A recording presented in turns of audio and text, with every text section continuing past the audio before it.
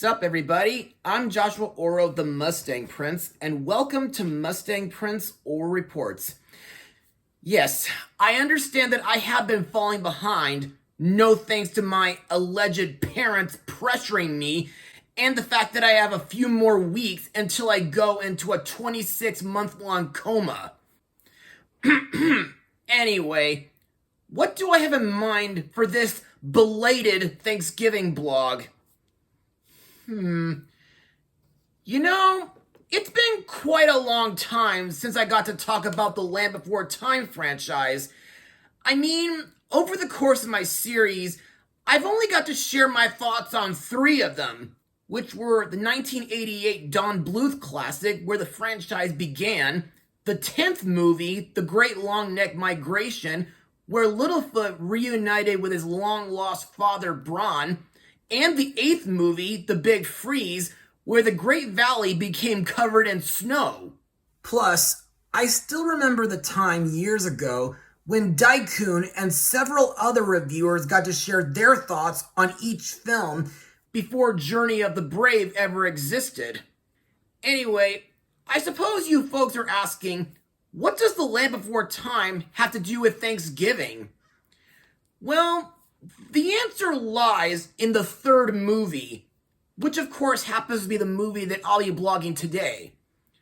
Released to home video on December 12th, 1995, the movie is The Land Before Time 3, The Time of the Great Giving.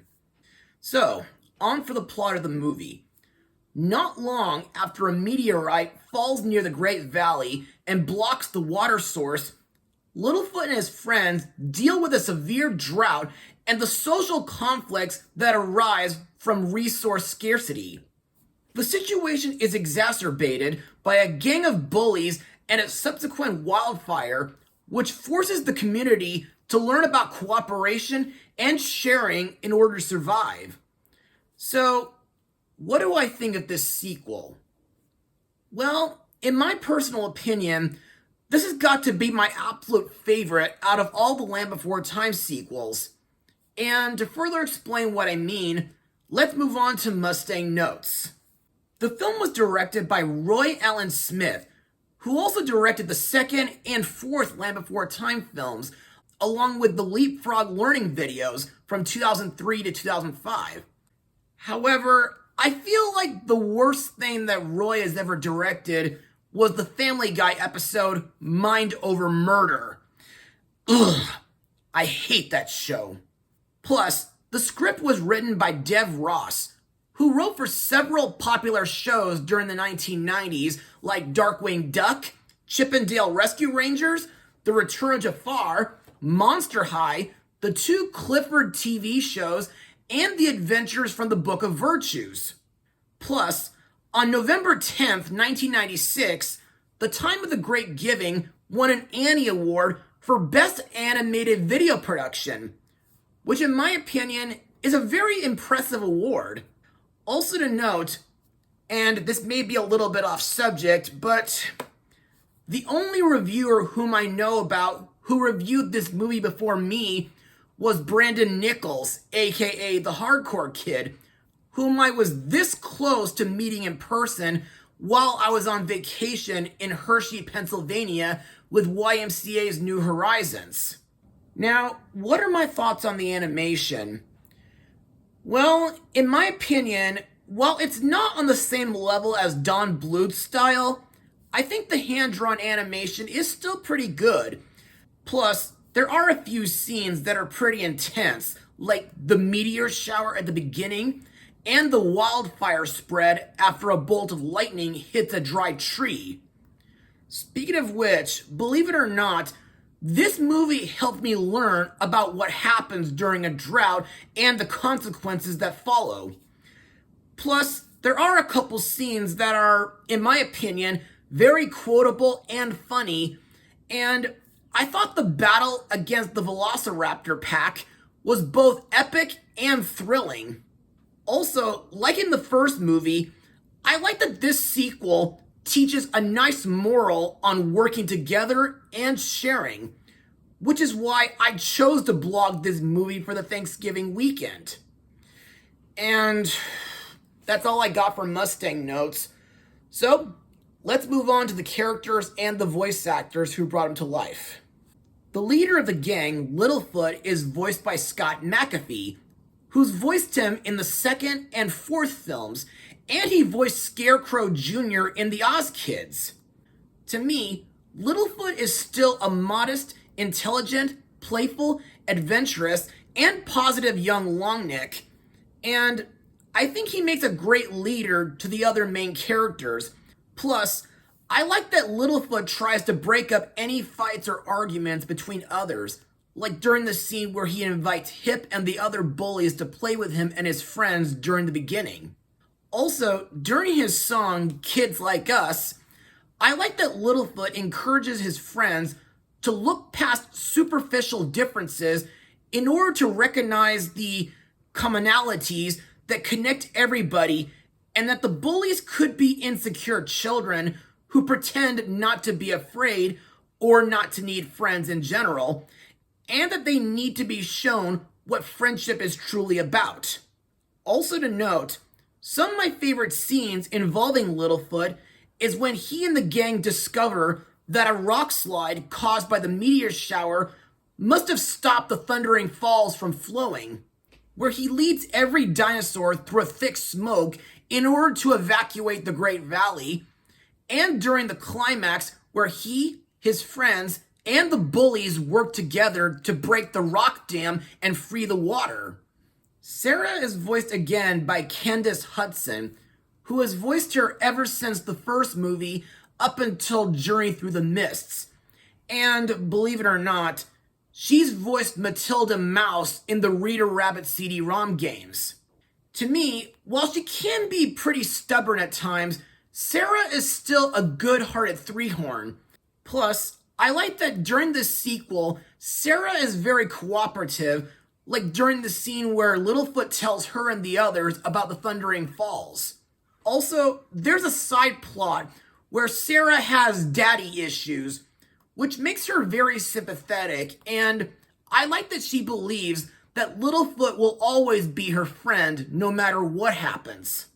The rest of the gang include Petrie, voiced by veteran voice actor Jeff Bennett, Ducky, voiced by Heather Hogan, aka Shiki from The World Ends With You, and her brother Spike, vocalized by Rob Paulson. To me, these kids don't really have much of a big role in this, but they're still lovable and memorable members of Littlefoot's friendship group. Also, they do have several cute, funny, and memorable scenes and quotes. However, I won't say what they are though, because I want you folks to witness them for yourselves. Next we come to Littlefoot's grandparents, Grandpa and Grandma Longneck, voiced by the late Kenneth Mars and the late Linda Gary. To me, ever since the second movie, they've done wonderfully raising Littlefoot after the death of his mother, no thanks to that sharp tooth attack. Also, I like that there are times where they give Littlefoot advice when needed, and they take the responsibility of protecting him very seriously. Plus, I also like the part where they tell Littlefoot about what might happen if the water doesn't return to the Great Valley soon, and the part where they help protect the children in times of danger. Also to me, I think Grandpa Longneck sticks out the most, due to him helping manage the water rationing after the Thundering Falls stops flowing. And I like that he explains to Littlefoot that sometimes fear makes grown-ups do very strange things. Plus, I thought Grandpa Longneck's bravest moment was when he saved Sarah and her dad when they were surrounded by fire. Moving on, we also have Sarah's dad, Topsy Threehorn, voiced by John Ingle, who also has been narrating most of the Land Before Time films from 1994 to 2008. Now, to be quite honest, when I was little, I really didn't like Mr. Threehorn due to his stubborn and bossy attitude. But now that I'm older, I sort of understand his reason for being that way. mainly due to him being worried about the water and that he can be a bit overprotective towards Sarah, even to the point of calling Littlefoot a bad influence, which I thought was very, very harsh. Also to note, during his song Standing Tough, he explains that his attitude was influenced by his own father, who told him to stand and fight and don't run away, which to me kind of gives Mr. Threehorn a little bit of character development. However, I thought his stupidest moment was when he and Sarah go downwind where the fire would spread. But thankfully, the part where he serves as a voice of reason that helps Hip's father realize his parenting flaws does redeem him, along with his speech where he credits the kids for finding water because of their teamwork, which influences the other grown-ups to work together as well. Another set of characters to talk about are the film's bullies. Hip, voiced by Whit Hertford, aka Jacob Johnson from the fifth Nightmare on Elm Street film, along with his two friends, Mutt, also voiced by Jeff Bennett, and Nod, voiced by Scott Menville, aka Robin from Teen Titans. Now, to me, out of the three bully dinosaurs, Hip sticks out the most. Yeah, he can be a very abusive bully with antisocial tendencies, and he tends to be that way towards younger dinosaurs in order to feel stronger and braver, as said during his song When You're Big, which to me is the best song in the entire movie. And he believes that being older than Littlefoot gives him the right to be mean to them and do wrong things. Speaking of mean, I think Hip's nastiest moment was when he pushes Nod right on top of Littlefoot, who was in the water with his friends, hurting him in the process. But at the same time, it also gets the young Longneck into trouble when Mr. Threehorn gets splashed in the face. Also, I agree with Sarah that it was really dumb of Hip and his pals to go off into the mysterious beyond by themselves, and when he drinks from a tar pit which he mistook for a watering hole.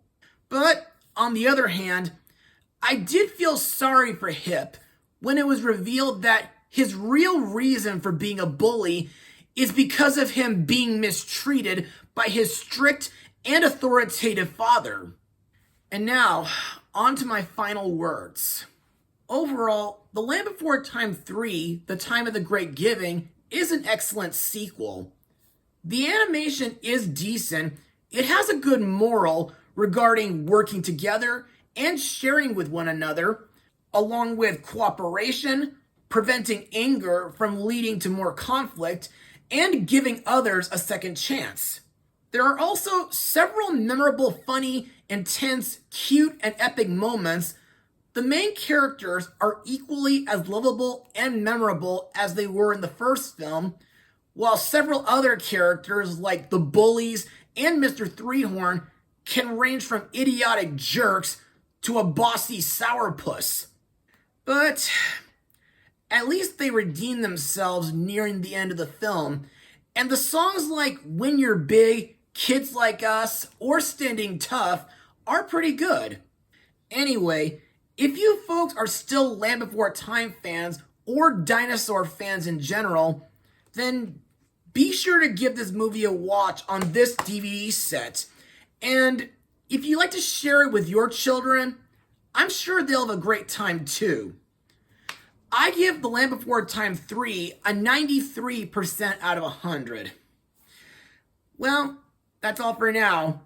Be sure to join me next time for the second act of the Wicked movie musical, Mustang Power.